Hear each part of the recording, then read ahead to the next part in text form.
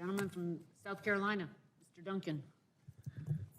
Did everybody hear Buddy Carter's a pharmacist?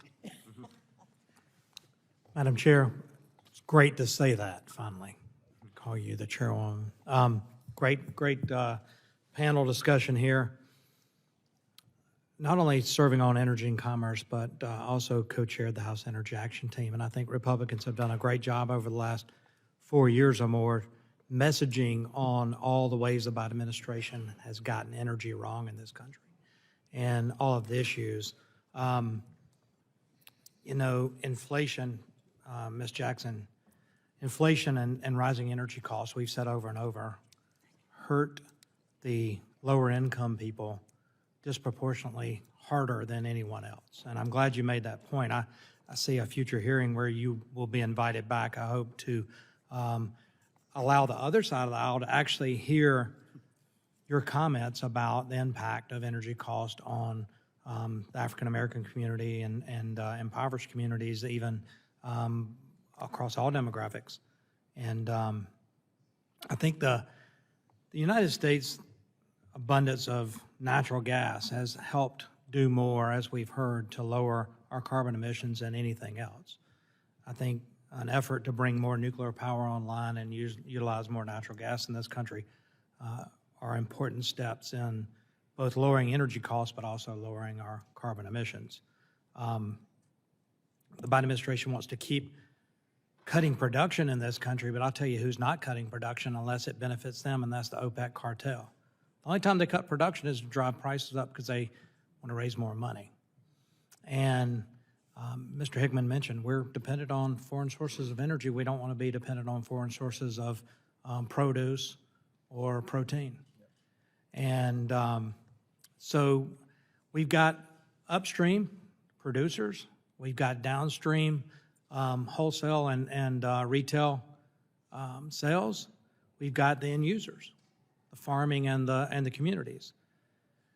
But one of the biggest problems we have in this country is midstream, and that's pipelines to get the product produced wherever, whether it's natural gas or oil, to the downstream wholesalers and ultimately to the consumers. So we as a committee have got to focus on how we can get pipelines built in this country, because we hear from the producers in Marcellus that they've got an abundance of natural gas. They just can't get that product. There's not enough pipeline capacity to get that product to my Commission of Public Works in Lawrence County, South Carolina.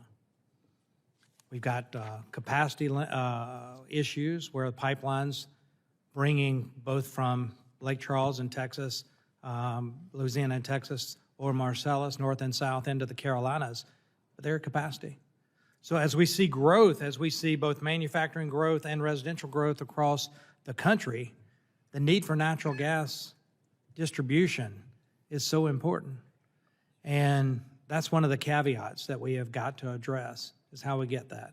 Because that same natural gas used to produce fertilizer, same natural gas is taken to the homes in your communities. And I promise you that natural gas is cheaper than electricity.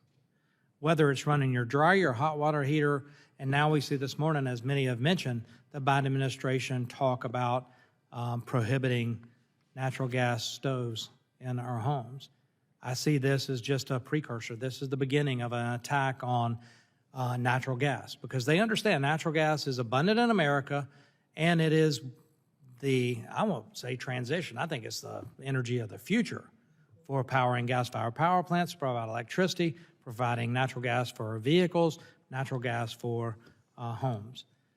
And so I want to just end with this. I don't have any questions because they've all been asked really that I had, is just to thank this panel for coming and educating members of Congress and encourage the Energy and Commerce Committee to take the next step, to take your comments and your suggestions and your ideas and the problems that you're facing and come up with solutions to pipelines, to stopping the Biden administration, to lowering cost. And because the Biden administration and Democrats, their answer to the problems that people of color are facing and other communities are facing is to give incentives, to subsidize, to use tax dollars taken from Americans to help those people pay for those high energy costs.